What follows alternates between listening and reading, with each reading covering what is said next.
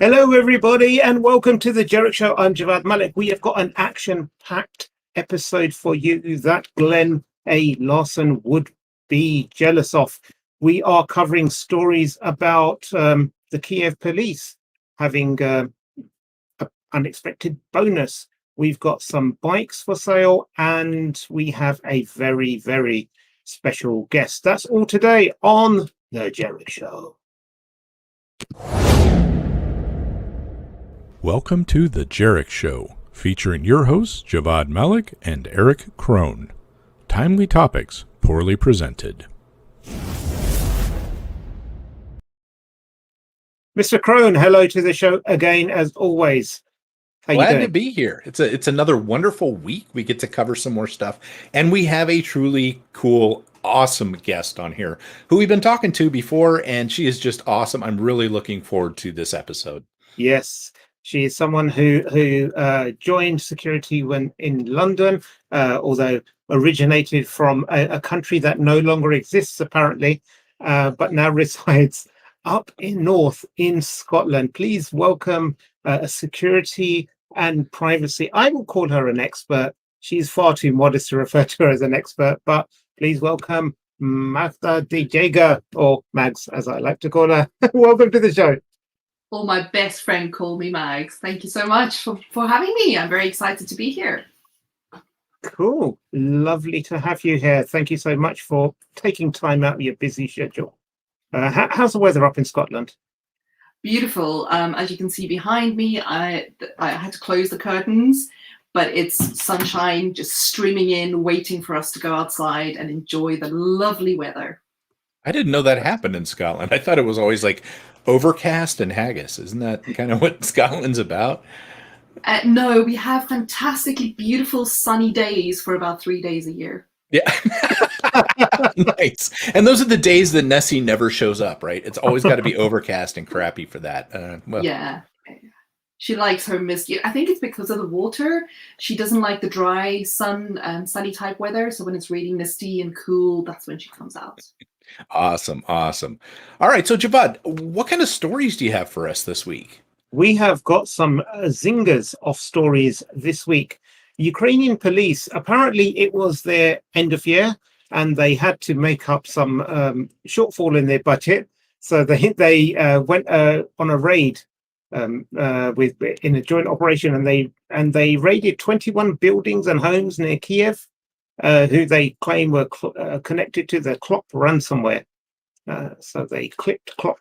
And there's some really good pictures. I nearly thought that said Clap. That's a very different type of ransomware. Yeah, it takes something else to get rid of. Yeah, not the police. The police can't do that. But look, there's all these fancy cars that you see them towing, and that they're all apparently proceeds of crime. But I think this is really good, because we've seen a lot of ransomware go on, and frankly, a lot of people haven't seen enough retaliation by the authorities. So we're seeing a few more of these instances happening. Erich, do you think enough is going on? Is this enough to deter those criminals? You know, it is interesting that we have seen so much more law enforcement stuff involved in this. You know, we've seen a couple of groups shut down. What was it? Ziggy gave out all the passwords because they were afraid of law enforcement going after them. And, you know, it's interesting because I'll be honest, I'm not really familiar with the Clop group. Okay. It's not one that I've heard of before, but they say they've done a whole lot of damage. Half $500 million in damage, I think, is what they said. 500 million up there towards the top. So, I mean, that's a lot of money. That's a lot of things happening there. Yeah. Estimated 500 million. Now, it's kind of nice to see the police come in and, you know, they raided the cars, apparently $185,000. And then, you know, for the police departments, by the time they get that $165,000 back over to the police department, and then that $105,000 out to the public to help do restitution, it's very, very nice that people are going to see part of that $65,000 back. You know, this kind of stuff, though, needs to happen more and more often. And I love the fact that, you know, the Ukrainian police, which we don't hear about doing a whole lot of good stuff with respect to this, was working with South Korea in order to do this. So we're starting to see that kind of crossing the borders where we're getting more and more, working together. And I think that's great. I think we need to see a lot more of it. Yeah. I'm just wondering, looking at all of, stuff that they recovered and all of those very fancy cars, people are clearly paying these ransoms. Oh yeah. That's happening all over the place. I mean, ransoms are definitely being paid. Sometimes not the ones that we see on TV, but a lot of them are done. And the other thing that happens too that's kind of interesting, and I didn't mean to cut you off, Javvad, but I did.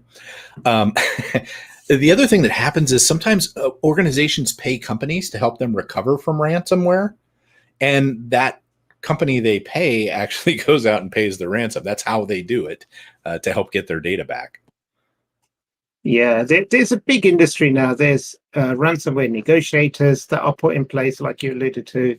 There are incident response people in place. There are these cyber insurance providers that are there. And that's why we've heard instances where the insurance companies have been attacked by these criminals, and they've obtained lists of all their customers and how much they're insured up to. And then they've gone after those customers and demanded ransom just below the full amount of which they're actually insured up to. So there's a lot of money. Even from last year's RSA, there was a talk given by the FBI where they showed how much money they were tracking in various Bitcoin wallets belonging to different ransomware groups, and some of them were making like north of $50 million so a year.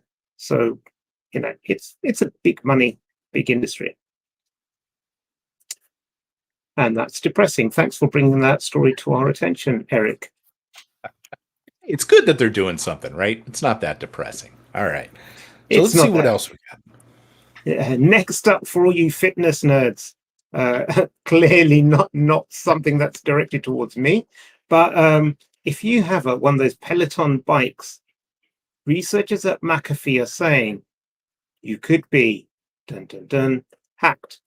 And when I first saw this, and you see the headline here, was vulnerable to remote hacking, researchers find. And you're like, this is terrible. Biden has got one apparently in the White House. Russians are probably listening in on everything he's saying. But when you read the article, actually, you need physical access to the bike. You need a USB to plug it in. I mean, underlying it's just an Android system, but you need physical access. You need to plug it in. You need to upload your firmware, and then you go away, and then remotely you can access the camera, the microphone, and all that kind of stuff. So, I mean, if I broke into someone's house and I was like, what's the best thing that I can infect? The cycle isn't top of my list. Well, actually, maybe for that reason, it should be top of the list. I don't know. Mags, what do you make of that? Yeah, no, I think it's good that researchers do these things, and they need to research the products, because we've definitely seen some great stories come out, and we've definitely seen companies, be alerted to things and fix things. But this is just a bit lazy. I don't know if it's lazy researchers or lazy reporting, probably a little bit both. Because as you say, if you have physical access, I mean, what's worse, someone hacking your bike and making you bike faster, or hitting you on the back of the head and putting you in a coma? If they've got physical access, those are the options, really. Yeah, physical access is everything. Once you have physical access, it's all over with. And you brought up something that made me think here real quick. And that was, what if they gained access to the bike, and while you're cycling, they upped your program to the point that people maybe had a heart attack and died, right? This could actually turn into something kinetic. All right. This is dangerous, folks. We need to have these top level, vulnerable to remote hacking headlines here. And to your point, Max, you're right. I don't know if this was the researchers or just the way that Gizmodo put it out there. But when we see headlines like this, it actually does damage. Right. So we see this stuff, and then you read into it and you find out that somebody has to crawl through your window or get in your house and plug this thing in and upload an image and do all this kind of crap in order to do it. Right. But, the general public or other people don't know that. And so what happens is we hear all of these stories like this that are exaggerated a little bit. And I think it kind of makes people a little turned off to it. And, we start just getting used to it. It desensitizes us to the things that could be really serious. Yeah, there's definitely that breach fatigue, headline fatigue, where you just go, wow, last week it was this thing, next week's going to be that thing. It's all over. What do I care? I'll just buy it anyway. And that's not what we want. We want people to take, a critical look at the things that could really be harmful. Absolutely. And you want to give someone something practical that they can do or should do. Yeah. If all you do is walk away thinking, oh, here's another product that is crap. Why do I have it in my house? Why do I have my Alexa in the house? Because it's so vulnerable. Then people, like you said, people are just going to go apathetic and they're not going to care. And actually, I have a conspiracy theory here. There is a coordinated hit campaign against Peloton as a company. So you had this a few weeks ago. There was some article about their treadmills being dangerous, where the screen could come off and hurt someone. I think there was one unfortunate incident where a toddler came underneath it and died. And I've gone and depressed us all again. Okay, moving on. Travel and retail industries facing wave of credential stuffing attacks. What's that all about, Eric? Yeah, so I actually brought this up just for the purpose of bringing attention to credential stuffing, because I talk about it a bit in my talks, but credential stuffing is really a big issue out there.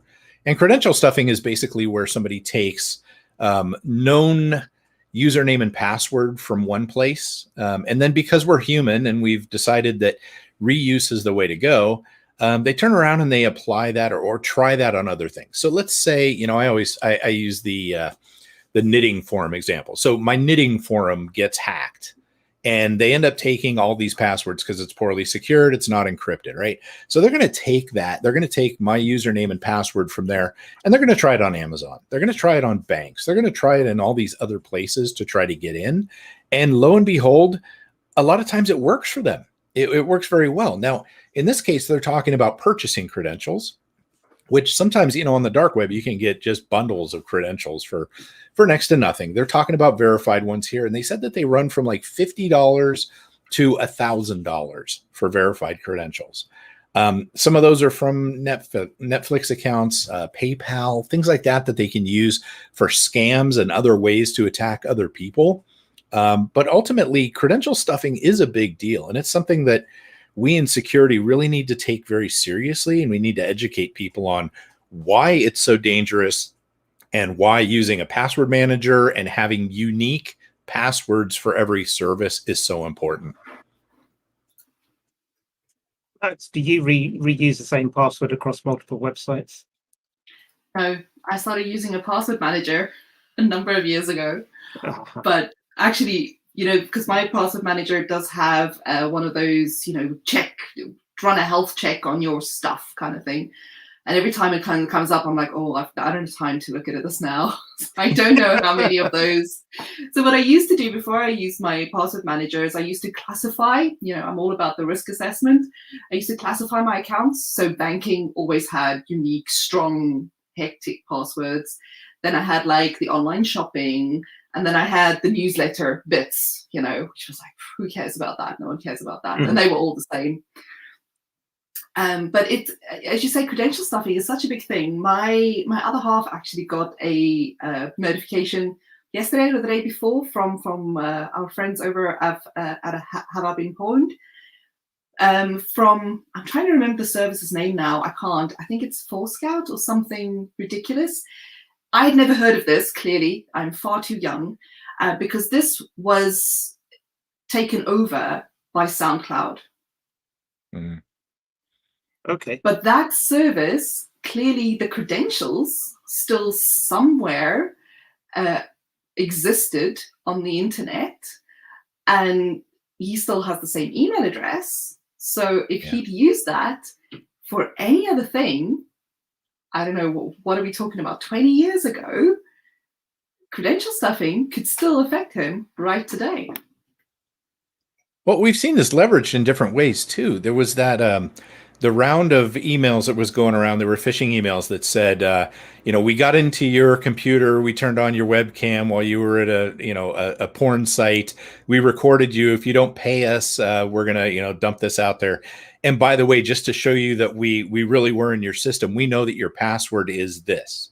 And they used a 10-year-old LinkedIn breach to get those passwords. And they were real passwords, but they were 10 years old. And a lot of people freaked out because they're like, oh my gosh, they have my password, Although you probably should change your password more than once every 10 years. That brought up a whole different level of things.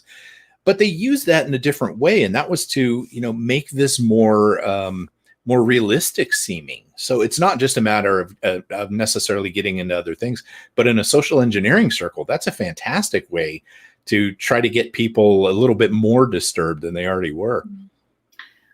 Although, just bringing it slightly back to the article, when we were talking about the travel industry, a lot of the times those credentials or the way that they do this is not about physical money. It's about your loyalty accounts and the points that you have and the kind of benefits you get, which I feel always disadvantages the organization more than it does the individual. Because as an individual, you're kind of thinking, well, I've not lost any cash. I've maybe lost a few benefits, but hey, it's just points, so the company can give them back to me. It's not a problem. But for the company, of course, that's money out the door. The points don't really matter, because what the criminals do is they use those points to book rewards, book flights, book hotels, whatever, or then get refunds so that they actually get the cash out. So for the organizations, this is one where it's far more difficult, has more effect on the organization than it does on the individual, which is also an interesting dynamic because it's the individual's password. Yeah. Also, in those accounts, there's password numbers, there's, all kinds of very sensitive type information. If somebody wanted to start stealing identities, that info's in there too, right? Javvad, I assume you have your passwords in your accounts when you travel over here, right? You've got to put that stuff in there. Yes, I do. And so it's an interesting one. I think this is one of those, Max, you make a really interesting point about who the victim is. Normally it's the user that's a victim, but in these cases, it is the organization. So there is obviously the onus on the user to protect it, but also, we need organizations to be more serious in how they provide authentication. And maybe for certain organizations, passwords just aren't good enough. Maybe they do need to implement some sort of multi-factor authentication or passwordless technology or something like that, or have better controls in place to prevent it. So I think it's one of those things that, the problem is that when you take any problem, any challenge you have, and if you give that challenge to an engineer, they will reframe that problem as an engineering problem, and they will present you an engineering solution. And this is what we tend to do in security. We look at passwords as purely, or authentication, should I say, as a security problem, and then we always try to frame a security solution to it. And I think we need to, as an industry, involve other industries, like, who are better versed in like user experience or behavior science, in how to design something that is not only secure but is also usable and convenient and intuitive for the use. Excuse me, I'm not breaking up and crying, I'm just half coughing. Thank you so much. This authentication means so much to me. I'm really sorry. But I totally agree. It's one of the, we often talk about, and I almost hate using the phrase about shifting left, and we always try and get in early on the development side. But this is even earlier. This is in product design phase, right? It's talking to your product owners and your customer experience people, your UX people about that whole journey. And a lot of times it can be framed as a benefit to the customer, rather than a barrier to entering credentials or, difficulty accessing what they need to access. But actually, hey, this is, important to us to keep your information secure, and this is how we're going to do it. Yeah, absolutely. And that puts a nice bow on that story. So, ladies and gentlemen, do not forget you can also find us on an audio podcast. The jerichshow.podbean.com is where we upload, but it gets syndicated to all your favorite podcast apps. You can follow us on Twitter at The Jerich Show, or you can follow us individually on The Jerich Show at Javvad or at Erich Crone. And obviously our wonderful guest, Mags DJ, is the Twitter ID to follow. Did I do that well, Eric? I'm always proud of you when you remember to do that part. I'm even more proud of this than when you remember to hit record. Anyway, now's the point where we segue to the key person on the call today, as our wonderful guest, Mags. You've been here. We haven't even touched on your accent yet. So you live in Scotland, but that's not a Scottish accent, is it? It's not. No, I don't think any Scottish person would agree with it. No, definitely not a Scottish accent. I originally am from South Africa, although I've lived in the UK for more than a decade now. So I understand that my accent is mellowed somewhat. Sometimes people struggle to place it. It's like it's not quite British, but it might be. They're not too sure. But if I really wanted to, I can prove to you that I'm like a proper South African. Where are the subtitles? So there's someone on where is it? It's on Twitter, and I can't remember her name right now. It's like Miss PunnyPennie or something like that, and she does the Scottish word of the day. I don't know if you've ever seen her. But that's a whole different language. I have no idea what's going on with this. And even when they have the subtitles and they're spelling it out, I can tell it's some sort of English-ish. But the way it's pronounced, I got no idea how that comes together. So, thank you for being easy to understand. It's my pleasure. Cool. So let's start from the beginning then. How did you find yourself in security? Is this something you studied for? Is this something you were working in South Africa before you reached the UK?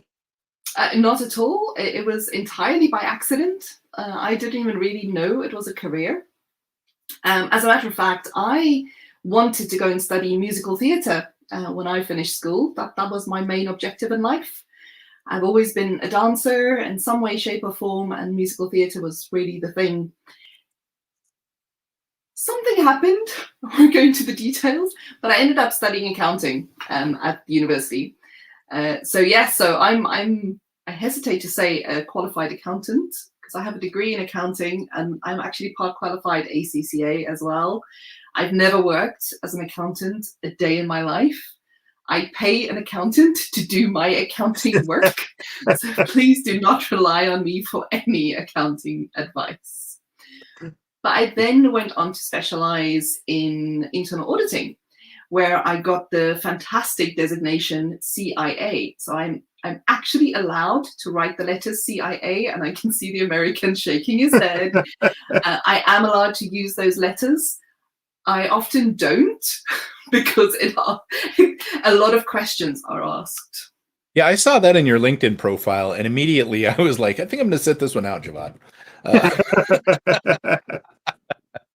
Yeah, no, that is kind of funny though.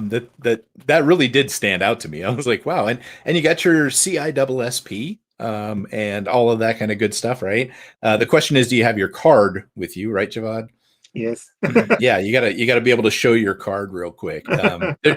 He's done a couple of videos around that were absolutely fantastic. The CISSP video with that group whose name we won't mention on this show, but he's a sole founder of it.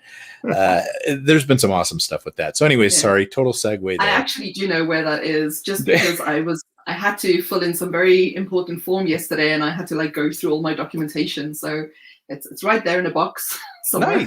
Nice. All right. That's wonderful. Yeah. I'm glad. Although I and this is a whole different topic for a whole different conversation. But I always like to say, as I've just proven to you, I'm a qualified accountant. I really can't do any accounting. So the link between being good at writing exams and actually being able to do the job, we can talk about that for hours later on. So I am a certified internal auditor, and that was the main qualification that allowed me to come to the UK, where also to get a visa to come and work in the UK, I had to prove that I could speak English. So in case there is any doubt on that, I also have a certificate that proves that I am able to speak and listen and write in English. Wow, I thought I had a lot Wow. of certs. Yes. So I arrived in the UK and continued with internal auditing work. And then I was in a company where there was, actually, it was unique to me at the time, but I've been in a role, different jobs since, and it seems to be the thing for all companies where, you know, when someone tell you, oh, the only thing that really stays constant here is change. Change is the name of the game. Things are always changing. But that was the organization where that was really happening. I was basically in the same team, working with the same people for about 3 years, and I had like 5 different job titles. Wow.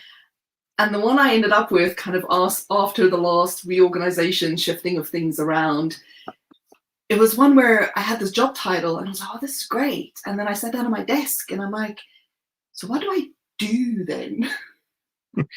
I would have conversations with my boss and we discuss my work, and it was all kind of strategic, and I could see what that was. But then I'd get back to my desk and I'm thinking, so what do I do now? It was just, I just didn't feel, you know, the role just didn't end up suiting me. I wasn't really too sure what I was doing.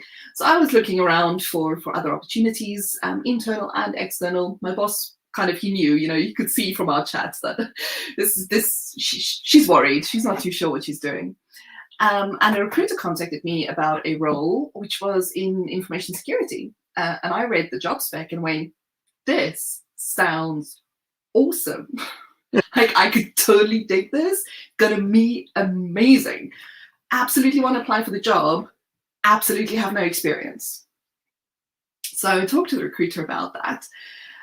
And she had quite a close relationship with the company that was hiring, the hiring manager at the time. And the post had been vacant for a while. I think the hiring manager had kind of been burnt in the past. So it was really taking time to suss things out and hire the right person culturally, rather than someone that necessarily had the qualifications on paper. So I went for it and I applied. It was quite an arduous process. I think the whole hiring process took over 6 months. I went for about 4 interviews, one of which they also literally made me write a test. Not quite a test, but they gave me a report and said, you will be getting this report in your job every month. Go through it, review it, give me some notes. And then left me alone in a room for an hour and came back to discuss the results.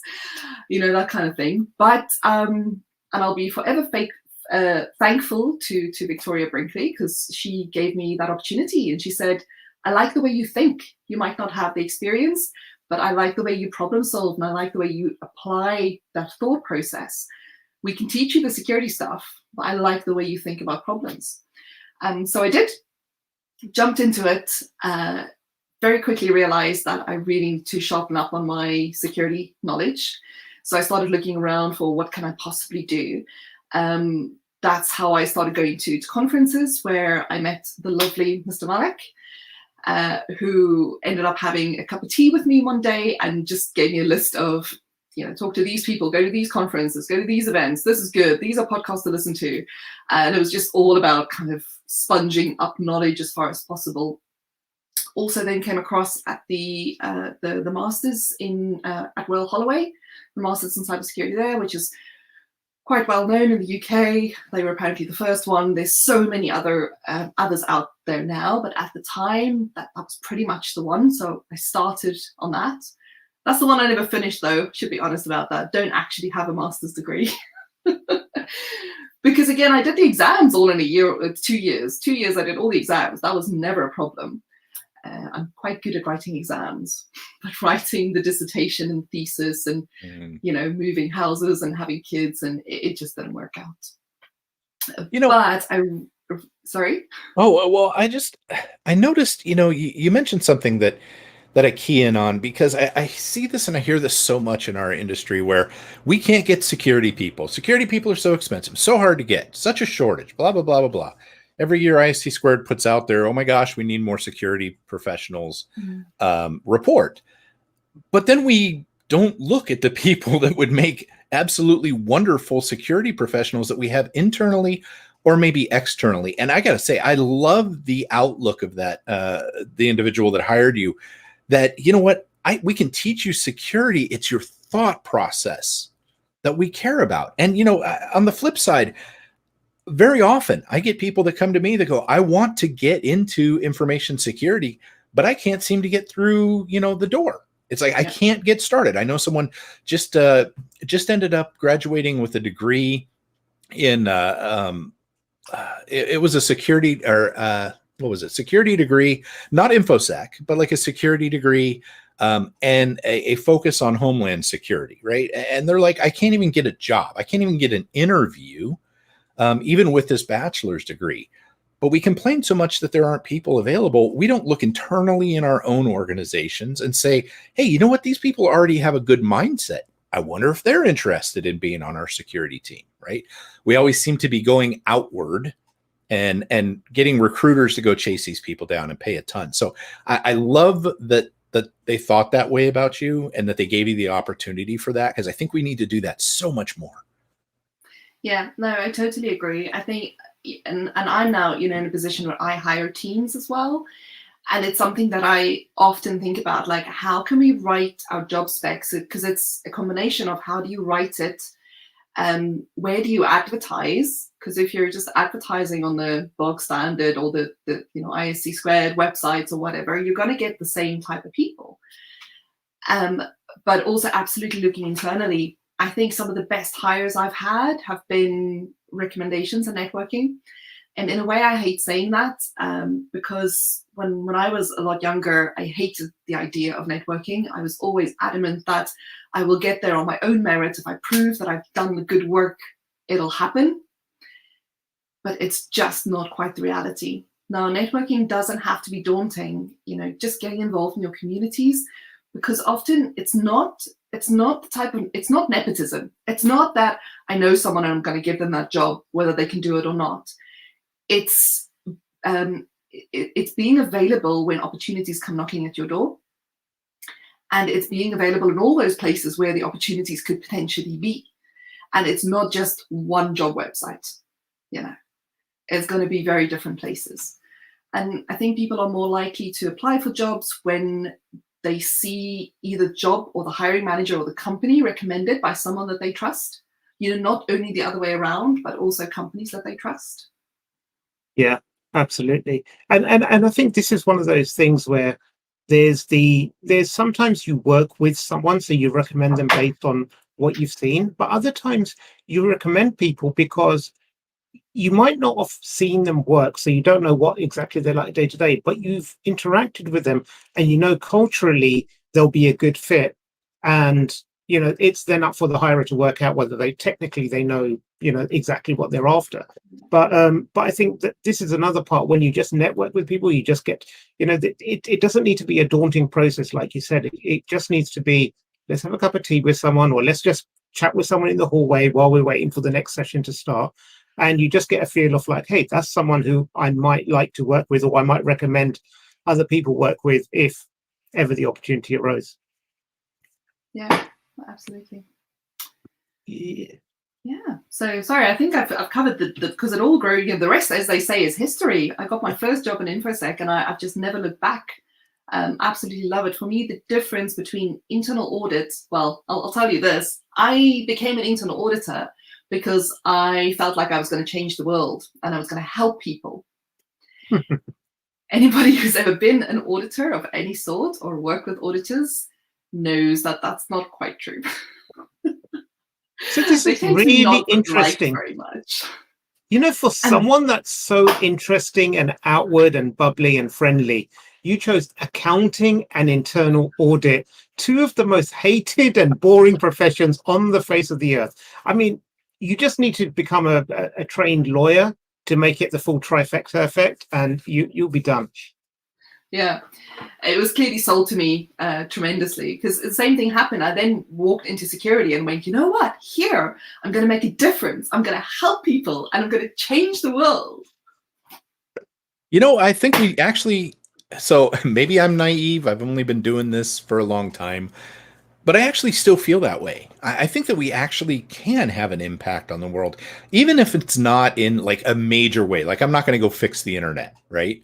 But I may be able to get other people interested in this career that are going to go out and incrementally help secure organizations, get people's mindsets in the right way, things like that. I think that's incredibly important. And I get a lot of satisfaction out of seeing other people excel as they grow in this and seeing the things that they end up doing. People that I've worked with for a long time or known for a long time. That's really rewarding for me. And I do think we can make a difference. No, we're not going to stop everything right now. It's not going to be something like that. But how much worse would it be if it wasn't for people like, and I'm not saying just me, but people with this mindset, helping people, lift them up and move into these careers. We really can make a difference. Eric, one thing is that when we speak about the world, we mean the world. When you say the world, you just mean North America. So there's a big difference there. So somewhere other than here matters? I'm not that American, okay, Mags. You got to understand. I've had my mindset opened a little bit by Javvad and my other foreign colleagues. I realize there are other places than America, less important, but other places. That's good growth from a boy who came from Arizona. Nice. Max, have you seen that Borat show where he make America great again, or what was it called? I don't even remember. That was terrible. It was that short show, and he had, he plays these different characters, and he goes to this little town in Arizona. It's like proper, like, what you'd expect a very stereotypical one of these small towns to be. Tumbleweeds going by in the street. Tumbleweeds, people with no teeth, all that kind of thing. And they're there, and he's like, oh, his character's there. So how would you like a $2 billion investment? And everyone's like, yay. He's like, okay, we're going to build the biggest mosque in the world outside of Saudi Arabia here. And everyone's like, what? And there was some of Eric's relatives were in the audience over there. It was just... Let's not go there. Okay, you know better. But actually, that whole video was a little scary because he was doing it in person. And didn't they tell him something like, if it goes bad, hold your clipboard up and hide behind your clipboard or something? They put Kevlar in his clipboard or something so it would be bullet resistant. And they said anyway, we digress. You know what though, Javvad, that's actually important because frankly, that's a matter of people being educated and aware of things around them, which is something that's really important. Because we see, even in our security area, we see people with very myopic views. They don't necessarily broaden their mind to think about other things too. So while that is a really bad example of this sort of thing, honestly, I think a lot of people are guilty of that same sort of thing when it comes to, the rest of the world as well, and security especially. Yeah, I would tend to agree with that.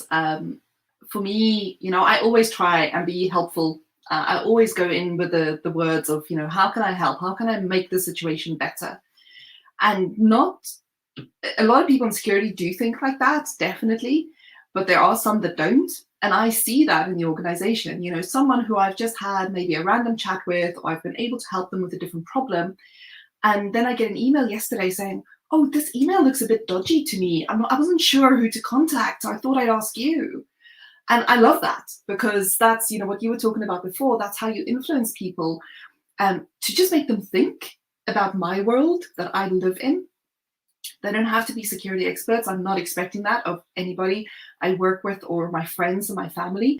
But if it opens their mind a little bit, just to have that second thought and that third thought and maybe pick up the phone and ask me a question, that makes my day. And I think that's important. The whole I'm willing to pick up the phone and ask you a question part. For so long as security professionals, we get that, Javad's done his Department of No talk, right? But we're also known for not necessarily being the most personable people, right? We're not the ones that get invited to parties a lot. And we just, that is that. But that makes people afraid to answer, to pick up the phone and say, I'm probably going to waste their time. They talk themselves out of it using that. So if you're supportive and you go, you know what, no, that's not a big deal, but thanks for asking. And, this is what I would look at. Just, it doesn't have to be anything in depth. Then they feel comfortable doing that. And that's a good thing. That's something we need to be striving for more. Yeah. It's like marketing. You got to think about the long term. It's what they say. Altruism is basically long-term selfishness. You give away stuff for free for a long time in the hope that one day it pays back. And when obviously it's abused a lot by companies trying to sell you stuff. But in terms of building trust, that's what we really need to focus on more. I think is how do we give away stuff? How do we make ourselves approachable? How do we give people something for free where they don't feel like it's a quid pro quo agreement that we want something in return immediately. So here, I'm going to give you this, and now next week I'm going to come and test you on this. So, rather than that, if we focus on building those relationships over a long time, then that is something that I think will really pay dividends. And it's something I find quite encouraging in the industry. We see more and more of that being recognized, moving away from the hardcore, just it's a technology problem, therefore we will fix it with my elite technology. But rather than, making it more about a human problem and a relationship problem that we need to solve. Wow. Insightful. Yeah, I mean, that's so deep. I'm just sitting here, that's why it's quiet. It's not because we don't have anything else to think about. I know. Javad's just insightful thoughts and things he dumps out there on us. See, I have two modes, cussing Eric or deep insight. So you're going to get one of the two at any given point in time. True story. So let me ask you, what is your favorite thing about being an infosec? Oh, the people. Really the communities that I have been so gratefully accepted into, both when I lived in London, the people I met around there through your various conferences and so on. And when I moved to Scotland, that was the first thing, because I realized I needed a job locally. I was still commuting to my job in London a couple of days a week, which isn't ideal, especially when you have a young family. So I needed another job, and I knew I needed to build a network to find more opportunities. So the first thing I did is, check out whether they had conferences, and they had a B-Sides, which led me to Cyber Scotland Connect, which led me to people. Before I knew, I was part of the organizing committee type stuff. But it's the people, and that's the group of people that I still contact and go, I got a problem at work. Is anybody up for a coffee? Or, and that people who are like CISOs and very senior, just take time out of the day to just bounce ideas around with me. And that's how we all succeed, because, I'm always a risk person. People who look the same, think the same, went to the same school, speak the same language, will find the same answers to problems. The only way you're going to change that is to have diversity in gender, in experience, in education, in everything. And that's what I find with those people when I have a problem at work, because I'm only looking at problems from my own perspective and my unique experiences. The moment you share that with 2 or 3 other people with different experiences, it's like a whole new world of solutions opens up for you.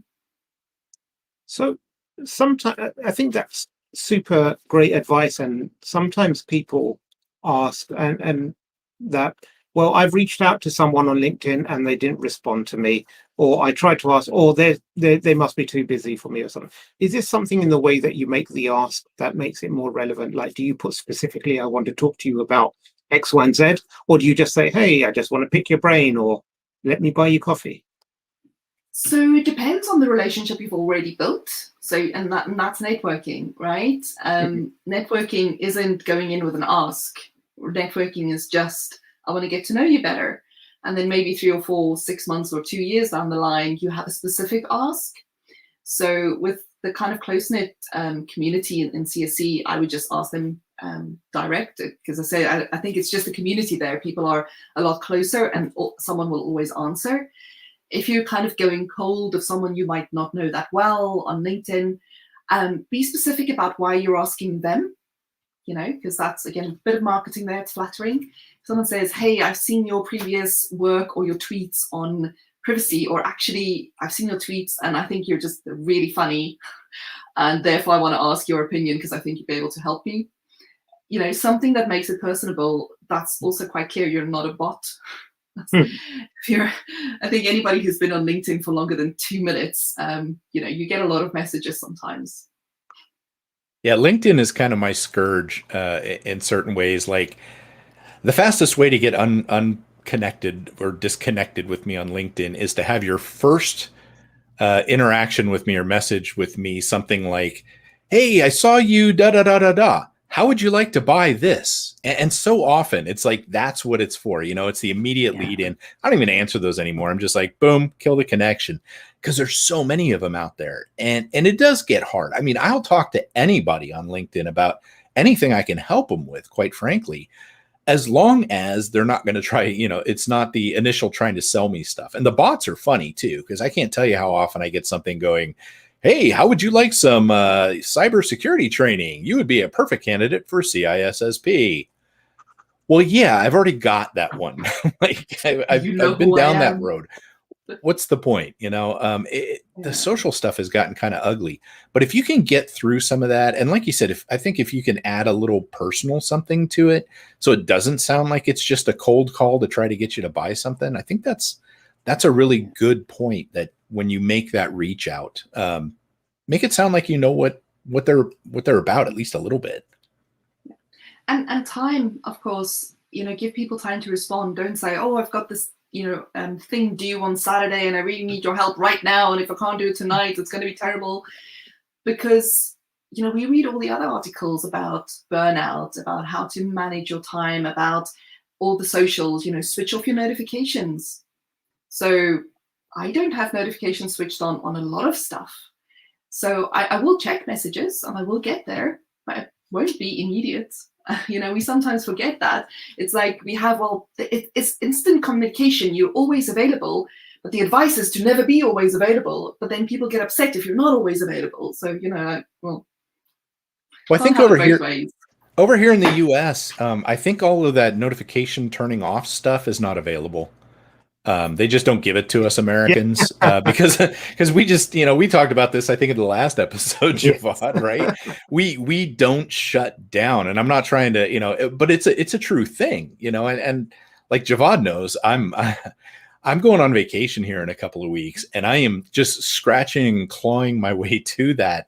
And I'm actually going to go dark. And I've warned people that I'm going to go dark, because a lot of people, when we go on vacation, they're like, hey, how's it going? And they still want a response in 10 minutes. Not going to happen this time, because it's so easy to burn out in this. It really is. And we're not in like the trenches every day anymore either, but it's still exhausting. There's so much information. There's so much going on. There's so much stress and so much just looking around and seeing bad things. And if you think about the world we live in as security professionals, we live in the middle of the bad stuff, right? It's kind of like being a cop, where all you see is the bad stuff all the time. And it can really wear on you when that's what your world is surrounded by.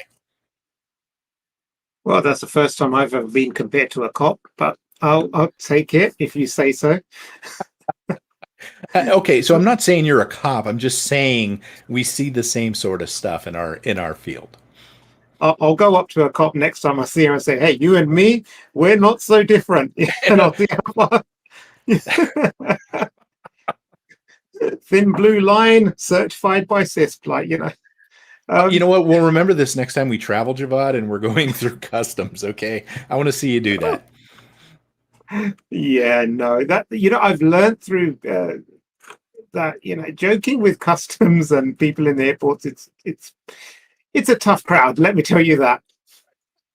Yeah, no, totally. As someone who traveled on a South African passport for a very, very, very long time, and now actually has 2 passports, so that opens a whole other line of questioning. Yeah, when you're up there and you're like, oh, wrong passport, I meant to use this one. Sorry, that's the wrong one. Yeah. Just step out of line, man. Open up a bag with like 7 passports in there, and like, oh no. You joke, Joe, but I have, our passport folder as a family has about 6 or 7 in. So it literally is like, Yeah. Nice. Very nice. Cool. So let's. I'm just conscious of time now, and your time, and obviously that one of the 3 days that you have a bit of sunshine. I want to let you get back to that. But for people that are starting out, they probably think, what can they do if they're interested in the career to get into the career, or if they're just starting out, what can they do to really excel and make a difference? wow. And it's such a good question. And I wish there was a short, clear answer for that. I think the first thing to remember, information security is a very, very, very, very wide field. It's not all about the pen testing and the red teaming. It's not all about security awareness. It's not all about the architecture and the design. It's not all about malware analysis. Right? There is such a vast array of security stuff that goes on, which means there's a lot of opportunities, but it's about finding those opportunities. So my best advice normally is to look for something internally. And I know that's very difficult when you're a graduate, you've maybe just studied security and you really want to get into security. But I almost feel like any job is good enough. Like you could go, into the kind of traditional route, which is from tech support, but it really doesn't matter. You could literally work in a hot dog stand and start building those relationships. If you've got working for a small company and you're doing something completely unrelated, they might have an IT firm that comes in once in a while and, updates stuff. And you can just go, hey, I'm really interested in that. What have you done here? Or I've used this tool and I've noticed this and this and this. Start those conversations. And especially if you're in a larger organization, search out your security team, start having coffee with them, chatting to them, understanding what they do. When you see problems, report it to them, but very in a friendly way. Don't do what I've seen, unfortunately, where someone comes for an interview for a security position and said, well, I just tested your website yesterday, and I found these vulnerabilities. What are you going to do about them? It's not the right way to go about things, but build those connections and show an interest. If there's a security champions program of any shape or form, volunteer for that, get in on that, and you'll find those opportunities. I've definitely seen where we've, talking about the networks and how to find the right people for the jobs, where we've picked people from other departments and kind of approached them when we've had vacancies because we like the way they think, because we like the way that they do things, and they're good at what they do. And those are the people you want in security. Fantastic. That's wise words, great learnings. I'm sure we can all take away something from that. Erich, what do you want to add something to that about what you learned? Yeah, there's very important things we learned here today. Yeah, but we don't want to hear them from Erich, do we? So, Max, thank you so much for being on the show with us today. Absolute pleasure. Thank you for your time and sharing your knowledge. And so people can follow you on Twitter at MagsDJ. Yes, they LinkedIn. can. Yes, LinkedIn. Again, try a personal message rather than I would like you to add you to my professional network. Yes. Excellent. Okay, then. Well, thank you so much for being with us, and to our speaking to you. Great stuff, and to our 3 viewers at home. Thank you so much. We'll see you next week. You've been watching the Jerich Show.